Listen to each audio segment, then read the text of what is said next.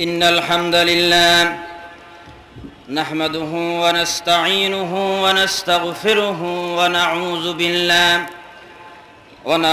بالله من شرور أنفسنا ومن سيئات أعمالنا من يهد الله فلا مضل له ومن يضلل فلا هادي له ونشهد أن لا إله إلا الله وحده لا شريك له ونشهد أن سيدنا وحبيبنا ومولانا محمدا عبده ورسوله الذي أرسله بالحق بشيرا ونذيرا وداعيا إلى الله بإذنه وسراجا منيرا فقد قال الله تعالى في كلامه المجيد وفرقانه الحميد بسم الله الرحمن الرحيم إن الله وملائكته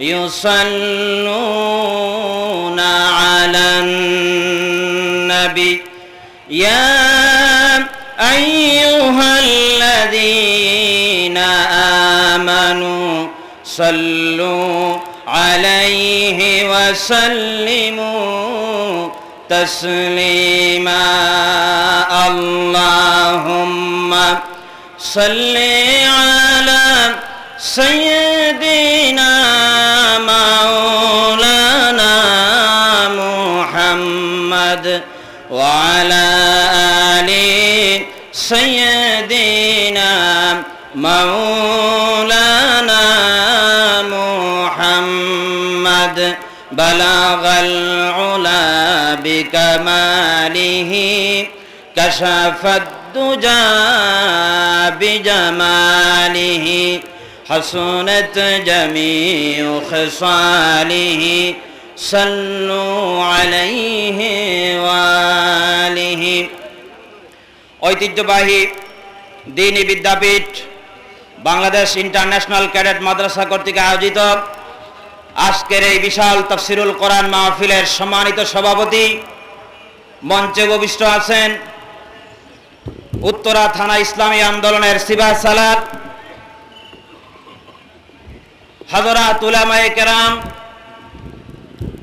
আমার সামনে উপস্থিত আমার পিতৃতুল্য শ্রদ্ধাভাজন মুরব্বিয়ানে আযম, বিভিন্ন এলাকা থেকে আগত আমার প্রাণ প্রিয় যুবক ভাইরা, আমি রাসূল করিম সাল্লাল্লাহু আলাইহি ওয়াসাল্লামের শিখানো ভাষায় আপনাদেরকে সালাম দিচ্ছি, আপনারা জবাব দিবেন আসসালামু আলাইকুম ওয়া রাহমাতুল্লাহ। মহান আল্লাহ সুবহানাহু ওয়া তাআলার পবিত্র দরবারে শুকরিয়া আদায় করি যে আল্লাহ রাব্বুল ইজ্জত ওয়াল জালাল আজকে আমাদেরকে এই মুবারক কোরআনে কারীমের মাহফিলে আসার তৌফিক দিয়েছেন। এজন্য আমরা সকলে অন্তরের অন্তঃস্থল থেকে মহব্বতের সাথে একযোগে আমরা পড়ছি আলহামদুলিল্লাহ।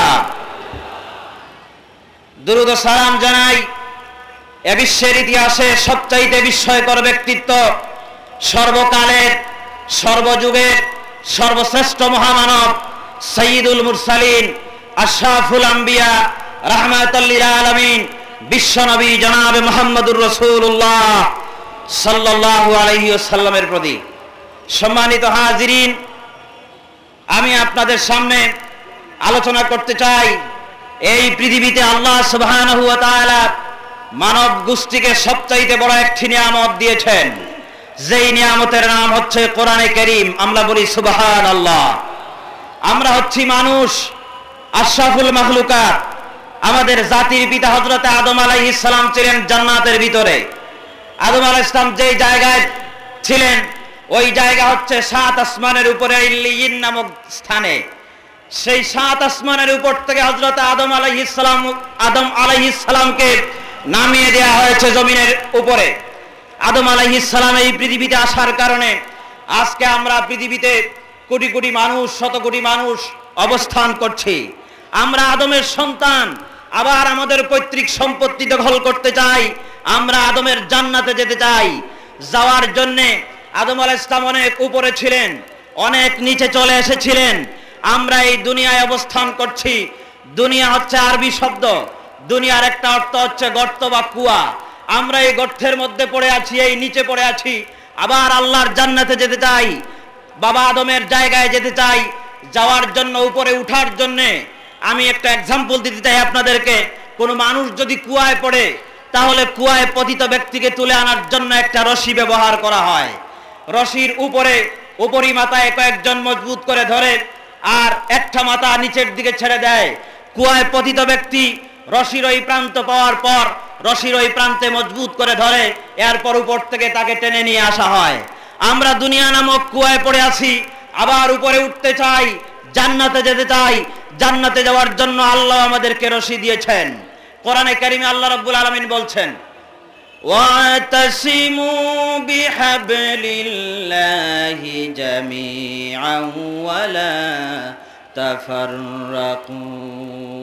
আল্লাহ পাক বলেন, তোমরা ঐক্যবদ্ধভাবে বিহাবলিল্লাহ, আল্লাহর রজ্জুকে মজবুত করে ধারণ করো। বিহাবলিল্লাহ দ্বারা মুরাদ হলো, তাফসীরে প্রত্যেকটা তাফসীরেই লেখা হয়েছে, রাসূল করিম সাল্লাল্লাহু আলাইহি ওয়াসাল্লামের হাদিস হলো, ইন্না হাযাল কোরআন হাবলুল্লাহিল মাতিন।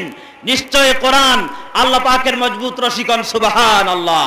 কোরআনে কারীম যেই মাসে নাজিল হয়েছে সেই মাসের নাম কি? রমজানুল মুবারক। 12টি মাসের মধ্যে রমজান মুবারককে শাহরুল্লাহ, আল্লাহর মাস বলা হয়েছে। আল্লাহর মাস বলা হলো কেন? তার কারণ হচ্ছে শাহরু রমাদান আল্লাযী উনজিলা ফীহিল কোরআন। রমজান মাস, যেই মাসে কোরআন নাজিল হয়েছে। আবার রমজান মাসের মধ্যে একটা রাত আছে, যেই রাত হলো হাজার রাতের চাইতে, হাজার মাসের চাইতে উত্তম। সেই রাত কোনটা? আল্লাহ পাক বলছেন, ইন্না আনজালনাহু ফি লাইলাতিল কদর। আমি কোরআনকে অবতীর্ণ করেছি লাইলাতুল কদরে। লাইলাতুল কদরে কোরআনে কারীম অবতীর্ণ হওয়ার কারণে আল্লাহ পাক এই রাতের মর্যাদা এত বেশি বাড়িয়ে দিলেন। কোরআনে কারীমে আল্লাহ পাক বলছেন, লাইলাতুল কদরি খায়রুম মিন আলফি শাহর। লাইলাতুল কদর হচ্ছে হাজার মাসের চাইতে উত্তম। তার কারণ হলো, এই রাতে আল্লাহ রাব্বুল আলামিন কোরআনে কারীম নাজিল করেছেন। কোরআন নাজিলের কারণে এই রাতের মর্যাদা আল্লাহ বাড়িয়ে দিলেন। আবার এই পৃথিবীতে হযরত আদম থেকে শুরু করে ঈসা আলাইহিস সালাম পর্যন্ত যত নবী আর রাসূল এসেছিলেন, সব নবী রাসূলদের মধ্যে সবচাইতে বেশি মর্যাদা আল্লাহ রাব্বুল আলামিন যাকে দান করেছিলেন, তিনি হলেন বিশ্ব নবী জনাবে মুহাম্মদুর রাসূলুল্লাহ সাল্লাল্লাহু আলাইহি ওয়াসাল্লাম। হুজুরের মর্যাদা এত বাড়লো কেন? রাসূল করিম সাল্লাল্লাহু আলাইহি ওয়াসাল্লামের মর্যাদা সবচাইতে বেশি হওয়ার কারণ হলো, আল্লাহ রাব্বুল আলামিন তাকে কোরআন দিয়েছিলেন। আল্লাহ পাক দুনিয়ার ঈমানদারদেরকে বলছেন, ও ঈমানদারেরা, ওয়া আমিনু বিমা নুজিলা আলা মুহাম্মদ। আমি মুহাম্মদ সাল্লাল্লাহু আলাইহি ওয়াসাল্লামের উপরে যা নাজিল করেছি তার উপর ঈমান আনো। মুহাম্মদ সাল্লাল্লাহু আলাইহি ওয়াসাল্লামের মর্যাদা বাড়লো। কত বেশি বাড়লো? নবীদের মর্যাদা সবচাইতে বেশি, আর নবীদের মধ্যে সবচাইতে বেশি মর্যাদা জনাবে মুহাম্মদুর রাসূলুল্লাহ সাল্লাল্লাহু আলাইহি ওয়াসাল্লামের। আল্লাহ পাক তাকে এই মর্যাদা দিয়ে পৃথিবীতে প্রেরণ করেছেন। কবিরা বলতেছে, কেমনে গাহি তব গুণগান, বাবিয়া নাহি কপাই, যত গে যাই দেখি তব বহু উর্দে তোমার ঠাই। অবশেষে এই কবিরা বলল, সম্ভবে নহে বর্ণনা অগ, যেমন তুমি আছো হে গুণী।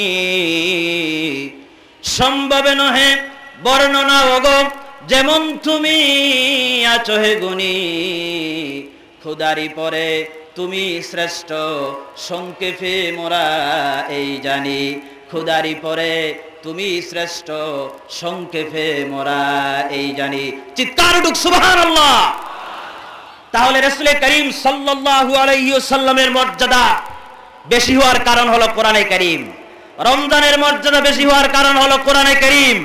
লাইলাতুল কদরের মর্যাদা বেশি হওয়ার কারণ হলো কোরআনে কারীম।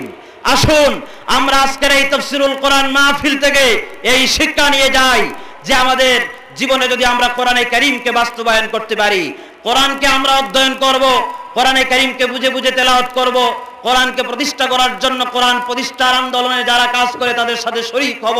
আল্লাহ সুবহানাহু ওয়া তাআলা আমাদের সকলকে কবুল করুন। সবাই বলেন আমিন। ওয়াল্লাহুল মুস্তাআন আলা মা তাসিফুন। হাযা মা ইনদি।